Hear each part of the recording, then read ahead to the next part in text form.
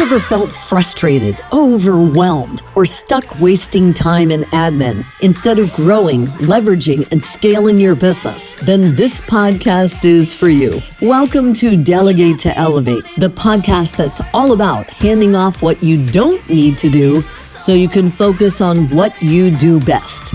So here's your host, Bonnie Schutz.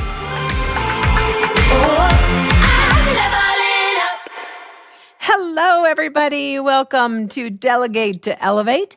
Get done. I'm your host, Bonnie Schutz, and today I have another amazing guest. A good friend of mine that I would like to introduce to you is Shawn Teasley.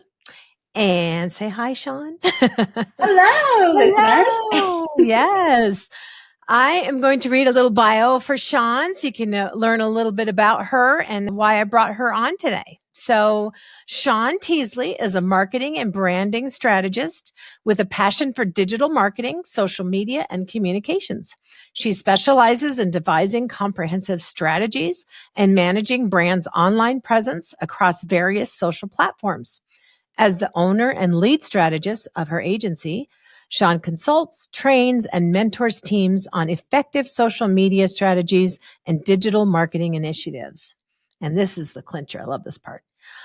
Small businesses have been outsourcing their social media presence to Social Tonic for over 7 years now. We're right about at that same milestone. I love it. Removing this overwhelming task from their plates. While she's mastered many aspects of her business, like me, she humorously admits that learning to delegate is one of her more recent adventures. She spent the first 5 years in the circus, juggling it all before getting to the point, with many laughs along the way, amen, sister, that creating a team was the next step and embraced delegation as the secret ingredient to growth. Man, I like that. That is my love language. I'm so excited to have this conversation because, the first 5 years, the solopreneur, and you're doing everything. Amen. Mm-hmm. I did the same, and I can totally empathize. And what I've told my followers here on this podcast is that, I'm like one of those doctors that's the worst patient, having been delegated to for 27 years, like actually delegating. Was really bad at, but I'm total rock star now. Once I gave it up and just said, let it go, and sang that song to myself like Elsa, then it became a thing. And now it's like something that I completely embrace. Right. So tell me your story. Tell me, I'm so excited to hear about your experience when you gave it up. That does not sound right, Bonnie. Gave it up. When you gave up the power, or you delegated your mind enough to let it release and give something away to something else. Like who did you hire first, or what role in your business did you hire first? Yeah, well, going all the way back, even just when I was more by myself, the first thing that I delegated and got off my plate was my accounting, and I hired a CPA. So my bookkeeper and my CPA. Because what I think happens is that if you were to think about your procrastinate, like where do you procrastinate? Those are the places that you should delegate first. Because procrastination actually takes up space in your brain. So if you could just offload that right away and you realize, oh my gosh, I'm having so much anxiety about my quarterly taxes that are due and all these things. And it's holding a little bit of space up there. You're procrastinating versus if you could just get it out. Freedom happens, more creativity. You can focus on the other things. So for me, I think that was like year 1.5. I finally was able to hire the bookkeeper and then the separate CPA. I could just eliminate all of that anxiety and move through. And so like when I'm talking to my clients that are thinking about delegate or outsourcing their social media or any of their marketing tasks, I'm always like, this is the thing that was for me, right? As a creative, the accounting, the numbers, this was not my space. And so everybody, it's a different item, right? It's their first thing to offload. So going back to the numbers and outsourcing all of that, that's where it all started. And I love this concept of just that freedom that does come. And then just like for you, it becomes more of some traction and you lean into it and you start feeling better about it too. Oh, Right? absolutely. That's Yeah. amazing. I love that. Like, I hadn't even thought about the anxiety that goes along with Right. the things you don't enjoy doing as a Mm-hmm. solopreneur, where I started too. But then I also had that mentality in my head that, oh, I can do it all. I've got this, and nobody can do it better than me. But it took a minute. And then I'm Yeah. like, It takes it. yeah, I don't like this. And it also can become lonely if you stay in that spot versus where you can feel like you have an entire team hugging you and you're Oh, all moving forward.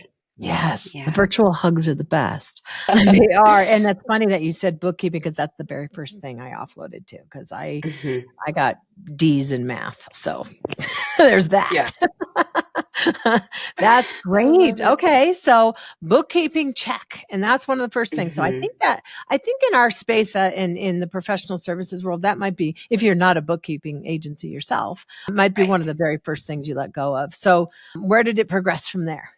Okay. Yeah. So then I outsourced my video production and creative aspects. So I have those skills inside of me, but being able to divide and conquer was another way. So I'd had this person on my team for, it's probably been about 6 years now, and we had met on another client engagement, and it was just Okay. like a natural fit. So I'd been working with this gentleman for about 6 years then. And it was time to actually hire somebody that like was more of an all-inclusive marketing brain. And so then I hired Stephanie we're coming up on 2 years now Mhm. of her joining the team. And I have to just tell this cute story because I'm in social media. We met Yeah. through social media, and we met through connections of your past employer. So Stephanie Love put a it. post out and said, I'm looking for a new job. And then some people commented, liked it. And then somebody from one of your past companies that you worked for, liked it and reshared it. That got into my best friend's feed because the two of you worked for that We same work together. company. And then Yes. it was magically delivered to me that this person might be the next lovely hire to add to my team. Ooh, magically So delicious. I love it. it was just delightfully delivered. So Stephanie and I met through that connection through all of these outside people on LinkedIn who wanted to help both of us. Right? We both Mhm. had needs, and they found us together. Huh. So she came on, and prior to her being on the team, I didn't have a project management software. Mm. That Okay. is where it needed to go then, right? Because we Yeah. had things that needed to go back and forth and track the deadlines. And, we had other softwares where we were tracking our time to see like how much, because the majority of the clients that we work with are on retainer. Right. Or it's a package. But I always want to know how many hours are we spending on different things so that we know what our productivity is. And, 1 month we're higher and another month it all kind of evens out, but I want to know this. Mhm. So we had other softwares, but we didn't have a project management software. So Mm. once we implemented that, that made delegation at just a whole new level. And Love it. I'm sure that so many of your listeners, they may have already have a project management software, but if you don't, it is the next thing What's your to recommendation of making which one do you like? yeah, Which to one do you making have? sure that like there's the communication, the deadlines are set, there's the back and forth. You can pass Yeah. things back and forth, and then it ends up being on time and deliverable. We currently use a product that is called Teamwork, and it was Mm. originally designed for marketing agencies. Oh, But okay. there are many other industries who use it as well because Love of the it. design. It lends itself really well to a lot of other consulting services and things Mhm. too. But, there's all of the regulars out there like the Monday.com and things There it too. is. So I'm a Trello I girl. will do, yeah, or Trello. And it's interesting as a small business, you can see there are some options for, what do we call that? Like I received a scholarship to trying out. So it was more than just like a 1 month trial of this project management software. So look for that. If you are new into a project management tool, see if that's an option for you, because it will help that cost, because sometimes that's a big piece of entering that new part of how you're going to be working. Yeah. So, definitely cost can be a mind. Yeah, for sure. I'll say a bugaboo. I learned that from a friend of mine. She calls them bugaboos. I definitely can be a mind bugaboo. And it's hard. And I've mentioned this before in some of my other episodes. A lot of what held me back was the money. The mindset. Do I want to spend money and use that old adage, spend money to make money? When you bring somebody in, and sometimes you have to take that leap of faith, and it's scary, but you can reap the rewards, right? That relief, and in so many ways that are non-monetary, that can just be the soft values too. So there are so many like small things that you will start to discover of, outsourcing a few things. It actually, if you are a small team, all of a sudden you feel like you're a little beefier because you have these experts that are surrounding you, maybe on this very fractional kind of status. But it does bring more of a holistic feel where you're like, look at this. I am actually doing something that feels amazing. It's like I'm adding extra arms, and it's just there's such an extension of me. And if you're doing your thing when you bring them on, and you're being super clear about what your needs are and your expectations, and I repeat this on every freaking episode about being so clear and concise, so there's no gray area, and the communication stays constant, and the over communicating in this remote world is so important. So I can't emphasize that more. So my team is totally remote as well. But one of the things that I started with the intention this year was to really start talking about what our goals were right away. Meeting number 1, January, is to put out like, what's the vision and what's the goal? And I asked the rest of the team to share with me what theirs are too, right? Because I had, my goals were both personal and business. One of my goals for the year is actually to take vacation, which you and I have talked about this quite a bit, this concept of disconnecting. And you can't do that if you don't delegate. So I feel like that's a little promotion or a way to say, like, if you want to have a great vacation, delegation is how you're going to be able to have that. Quote that video guy that edits my videos. Delegation is the way to a vacation. I love that. Oh my God. So my statement then to my team this year was, I am going to take 2 1-week vacations. And for me, that's a big movement in this and trying to disconnect and all of that. So the idea of like sharing my goal and then sharing where we're going with the company, sharing, because I'm in charge of sales, where I'm going and trying to bring in new clients and things like that. But what you were saying though is this communication part, because then everybody can get on board and in line. And you can also ask for input, and there's buy-in. Yes. And then it's just everybody, it's the spine, right? The spine is the end all goal for where you're headed. Everybody comes in to it, and then you have great structure and keep talking about it from that.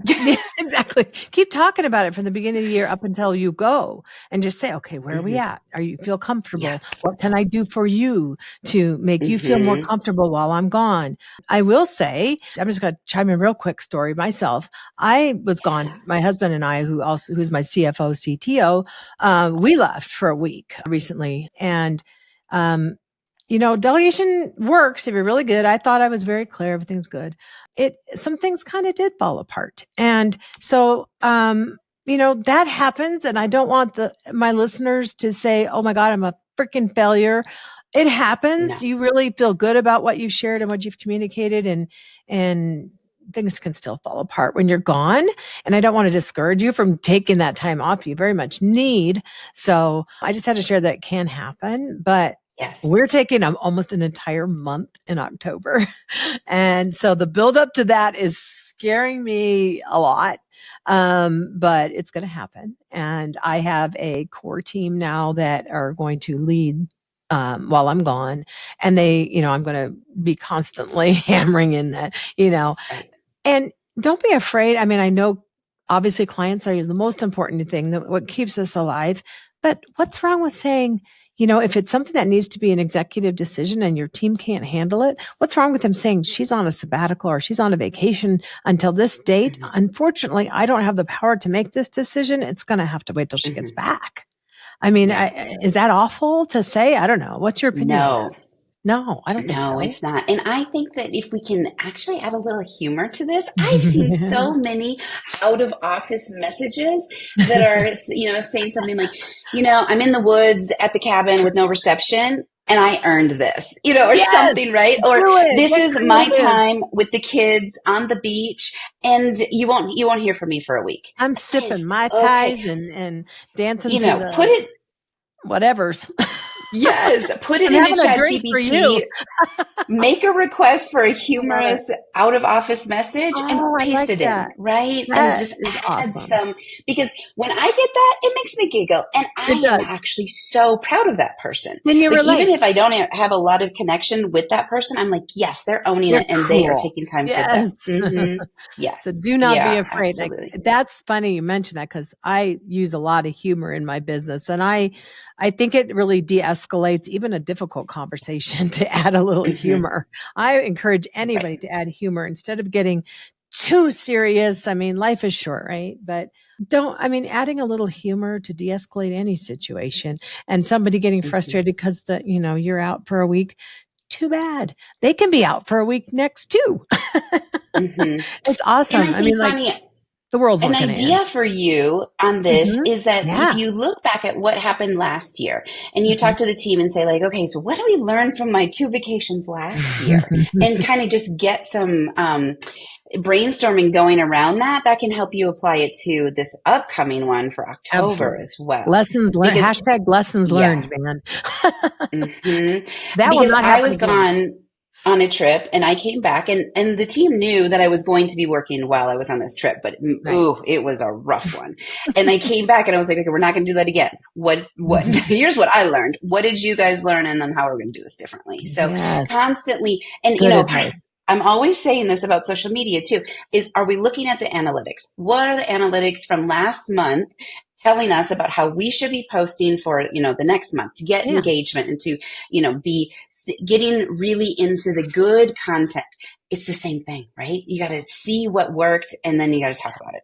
I like that. I love analogies and how things compare like that too, because having those real world comparisons are just something so much easier for people to understand. If they just step out of like being accused of, we sucked while you were gone. I never want to have them feeling that way. No. No. And then I always have this thing about always lead with something positive, and then, if you have to go into a little bit negative, and end with something positive, because there's always positives you can pull, like a lessons learned. Well, we on this one, but I learned a lesson. Did you? And then something I talked about with my last guest was questions. Don't be afraid to ask a bunch of questions. Did I provide you with everything you needed? What was missing? What can we do differently next time? Questions, and it puts it all on the person that you're delegating that or outsourcing that task to. I feel like it's like it makes them feel like they're not being like accused. They're being asked to ask for what they need, and never be afraid to ask. In fact, which ties into that concept of, just the buy-in and getting the input, because then there's just this holistic feel to the team. I love it. There's something you mentioned to me about before you came on the show today, that you asked your team, what your skill set is and how you are, in their opinion, as a delegator. What did they say? I'm dying to know. Okay. I'm going to read it to you. Okay. Because I thought it was really cute. So, where do you excel in delegating? It is breaking down everything into very small pieces, distributing it effectively, but then having everybody understand their part and how it's connected. Because if you don't hit your deadline, the next person's not going to be able to hit their deadline. Overall, we're not going to hit the deadline with the in general client. And so they can see how it's all working together. And then, so we've been doing some things about like deadline tracking. So we've been talking about a lot of that. And then she said, another part of delegating that you excel in is trust. Ooh. When you delegate something, you give an occasional reminder, but you give space for the task to be accomplished by the person that you're delegating to in their own way and time, which is overlooked in Mm. delegation, I Ooh, think. I love that. So I can branch off Mhm. of that a little bit. So something that we use, and a term that we use a lot with us, is people have told me, one of the people on my team, I used to call this, but now it's turned to me, that I'm a velvet hammer. It's like, Ooh. and that also leads to a little term my husband shared with me. Like, I ended up starting up being way too trusting, because I didn't want to come off as a micromanager. And so I was way too trusting, but it's trust, but verify. It's Mhm. that Yep, simple. And that's the absolutely. difference between micromanaging and giving them, you got to have faith and confidence in yourself that when you brought this person on board, you brought the right person. Yep, So trust, because you don't want to micromanage, but verify, check in. absolutely. How's it And looking? I How's think this project going? a really big part of that is if something's not going well, talk about it then.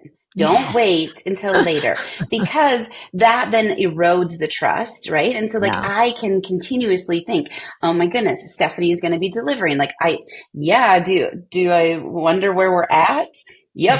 Would I have just a little less anxiety if we came in a Yeah.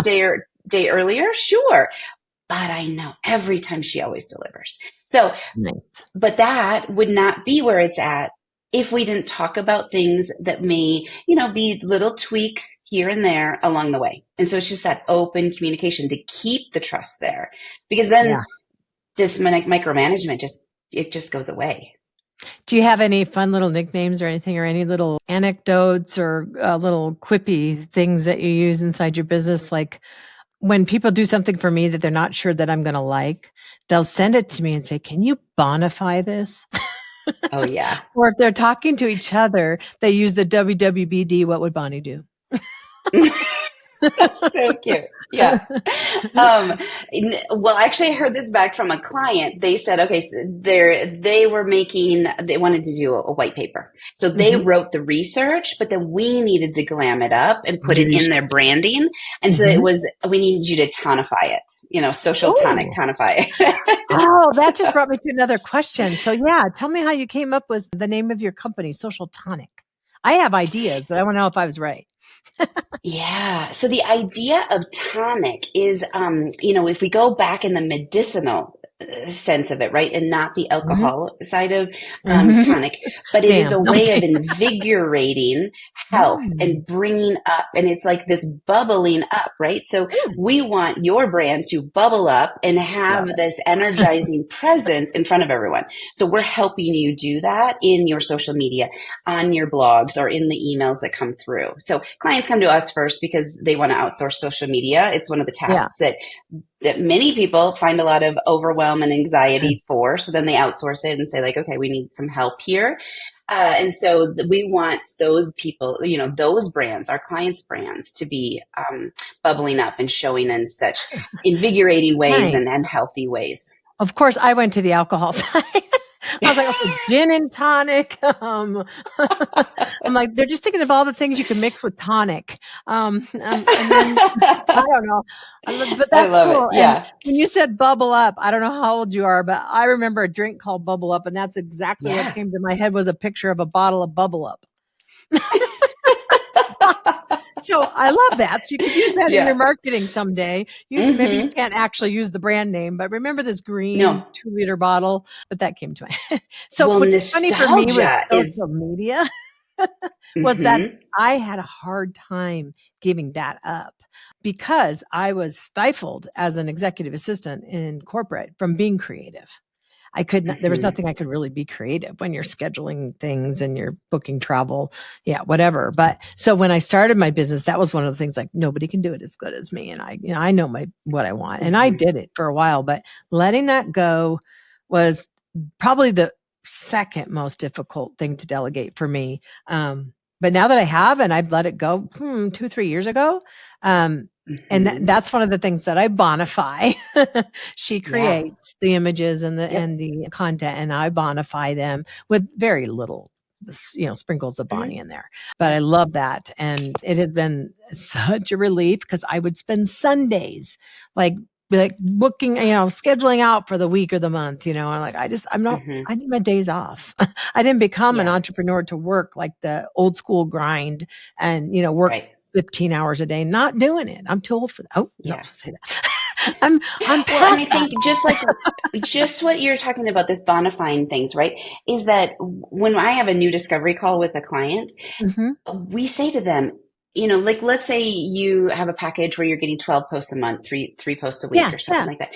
If you reject more than one post of that batch of 12, that's a lot because we are so, after month 2, we're so dialed in with your tone, with what you like. We track everything so that we can make adjustments so that there isn't this back and forth constantly. So when you do have that trust, right, not even just the trust within your own inner core team, but when you outsource it too, and that's the part of feedback, just like we were talking about before, but giving your vendors feedback because then they can track, make adjustments, and then you won't have to give as much feedback later because it's just on point moving forward. That's good to know. I'm going to think about that with my social media gal. Like, I don't know, maybe it's the control freak in me that feels like I have to touch everything. But, that's one of those bugaboos again. Like, I don't have to. She's got me down after 2-3 years. She knows basically, but, it's always, there's always an option for me to increase my package. Then she has more chance to be more creative and do those things. I love that. So, anything else that they mentioned or anything else? But that, I thought that was very cool. Yeah.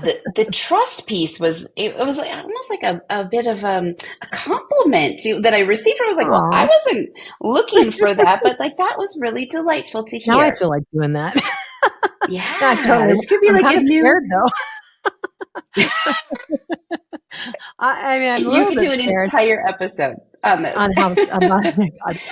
receiving that feedback, right, of your delegation, because it's just as important and it can help you hone the skill next. I totally think people should do that. And I would encourage every listener to do that. If you have a team of outsourced individuals and you would ask them that at least once a quarter, how have I improved? Ask those additional questions. Like I mentioned, questions. Last time you told me that I blah, blah, blah, has that changed for you or did I totally space? Put me in my place. And I just got off a call a little while ago with my team. And same thing, call me out. Push me back. Tell me what I'm not giving you and let me strengthen that delegation muscle. Like I did have an episode on how there's a spectrum of delegation that people can be on. And either you're a virgin, you've never delegated before, or you are just this, I don't want to do anything. I want everybody else to do it. That's like the two sides. Right. I feel like me, I'm a little on that meter closer to, I want everybody else to do it. But that's come with years, right, of experience. Yes. And nobody's great at it in the beginning and financials are involved. But if the people that you're bringing on aren't, contributing to your financial success too, then there's something in there that needs to be explored. Have you ever had to let anybody go that you delegate to? I'm always curious about that. Oh, yes, I did. So in the process of finding Stephanie, of my, marketing coordinator, my right hand gal, I had 2 people before her. And one, it just kind of dissolved because of family life situation that she had. And then the second one, I hired her for her creative side of things.